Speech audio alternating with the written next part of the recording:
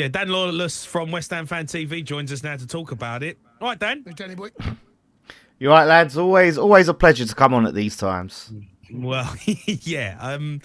You are probably one of the worst West Ham teams I've ever seen in the Premier League right now. It's so bad to watch. What has happened? Yeah, honestly, I've been debating with myself if it's worse than the Avram Grant years because it feels like it. It really does.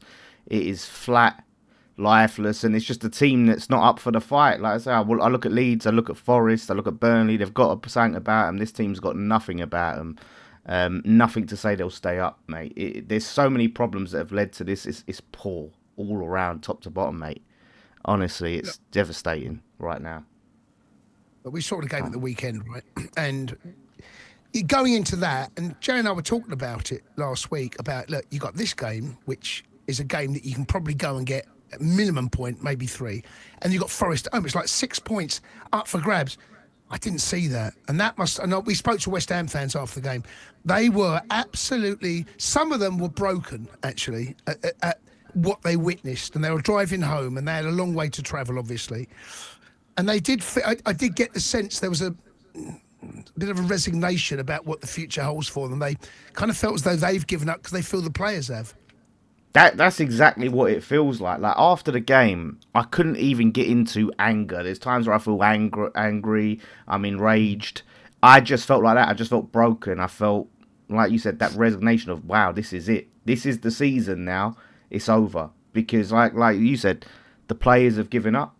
That's how it feels. Nuno can't seem to find a way to get results over the line. It's nearly 2 months we've had without a win. And we had these winnable games, so-called winnable games, Fulham, Brighton, Wolves, Forest. And we were saying we needed about 9 points minimum out of those. We've got 1 so far out of 9. So it's if we can't win tomorrow, then to me, it is done official, because we ain't going on a run. Like, there's no Tevez this season. We're finished, mate.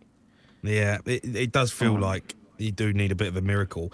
Look, just on this game, you have brought in a couple of players. Am I right? Are they going to feature? We've signed 2 strikers, Pablo and Tati Consa. I can't even pronounce it, to be honest with you. Let's be real. Like, they're not players that you sit back and everyone's been watching week in, week out, and we're coming in with it a sure thing. To me, Nuno obviously seems to know these players. They're players he wanted. They're gambles. There's rumours about us getting rid of Callum Wilson this window because we've got these 2 players in. Callum Wilson's a proven Premier League striker. Our track record at this football club, I'm sure you both know it, is horrendous when it comes to signing strikers. Absolutely horrendous. So I have no expectations on these guys at all. There's a rumour that one of them's got a hamstring injury. Like, we've signed him with an hamstring injury. Oh, dearie me. And he needs to come in and play and hit the ground running, and he's injured. Like, we'll find out tomorrow. But that just sums us up, doesn't it? I just say a little thing on the recruit. I say it's the recruitment that's led us here over the years. Ever since we sold Declan Rice, it's been a downward trajectory because we never replaced him. We got 105 million for Rice, and we spent it poorly. We got 43 mil we spent on Kudus, 38 million on Alvarez, 34 million on James Ward-Prowse, 20 million on Mavropanos. Then the next season, 47.5 mil on Kilman, 30 mil Somerville, Fulkrug 27 million, Guilherme, who we just shipped off, 23 mil. That is malpractice. That's why we're in this mess. Ultimately, I'm a West Ham fan when Declan Rice left, and I said Scott McTominay would be a great fit, and he laughed at me. He laughed at me. So I think some of the fans also, I think you've got to look at how you felt a little bit about where you were, because that West Ham fan, I remember the call, and he literally laughed at me, and I'm saying, no, that right now feels, it's not an upgrade on Declan, of course it's not, but it's a seasoned pro in the Premier League. Yeah. And you would have got him at a good price at that particular time. Right, got him at a good price, and David Moyes would have known him. But I just want to go back to tonight's game, Dan. Football can change very, very quickly, right? And if you do beat Forest, and there's no reason why you can't. By the way, I'm not. This is a game you can win, right? I've seen Forest recently; they're on a terrible run themselves. Then you're 1 point behind them, and I I just think that you fans at times, I know you're on a that bad run, and as football fans, I sympathise because I know what it feels like when your club goes on a bad run. You'd be 1 point behind. I just think you've got to try and still cling there. It's not cooked. If you lose tomorrow, I hear you. Win tomorrow, totally different feel. Or tonight, sorry. Yeah, listen, to me, this is it. This is the last chance. Everything is on this game. This is probably the biggest game we've played since the cup final, right, in the Conference League.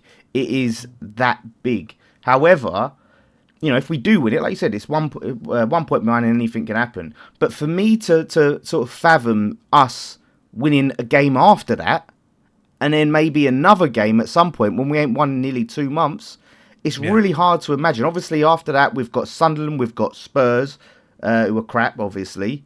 Chelsea. We've got some tough fixtures. So we're going to have to win them. You can't just win the Forest game and go, that's it, we've done it. Yeah, it's a long old way you've got, that's for sure. Just on Jared Bowen, I was doing a game day phoning the other day when West Ham were played, and a few fans weren't happy with him, saying that he's not a leader, he's not inspiring the team. What do you make of Jared Bowen, and do you think you'll be able to keep hold of him? Yeah, look, the Bowen things, I mean, these sort of conversations have been coming up about Bowen all season. Is he a good captain? Is he a leader? We went back to last time we played Wolves and he was fighting with fans in the Cup. And, yeah, it's not feeling like... It doesn't invoke the feelings of, like, a Martin Noble, right? Or a Kevin Nolan that we've had in the past. And I'm starting to feel like maybe he's not a good leader. Maybe that's not his role. You had Ollie Scholes, who let that ball go past him, against Brighton. And you see him crying after the game. You don't see Bowen walking, putting an arm around him. You see him just walking behind him. Noble would have done that. So I don't think he is. And will we keep hold of him? Probably not. I don't think he's going to the World Cup now because of this. And his form ain't been great. And to be honest with you, I've said this. I'm not attached to any of these players. Any of these players can go and I won't shed a tear. I'm not attached to any of them. So if Bowen goes, good luck to him. That's what I feel. Dan, what about the ownership? I mean, everything starts from the top of a football club. Of course it does. And Sullivan's been there a long time.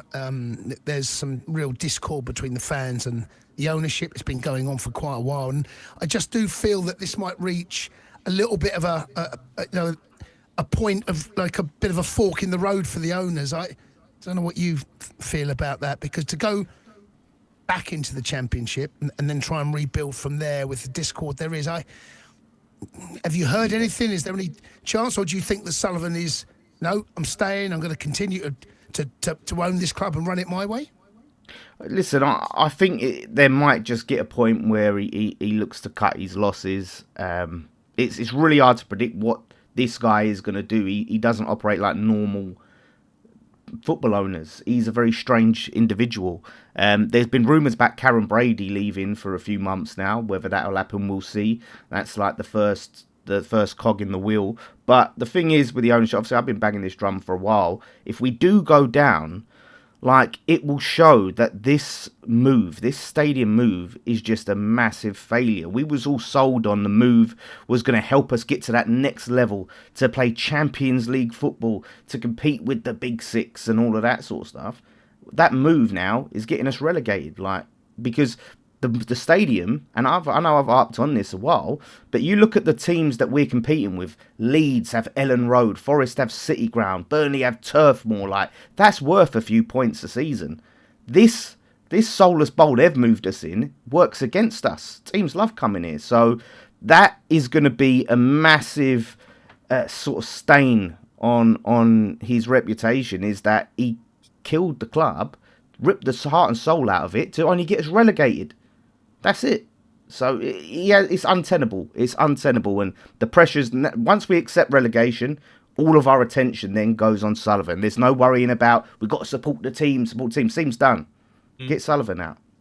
Dan, yeah, I get it. And it's not looking good for him. Can I take you back to when David Moyes was in charge? Because... Oh, all right. Here we go. What are you going to do, Dan? And everyone said, his time was up and, we wanted to move on. Right? I remember...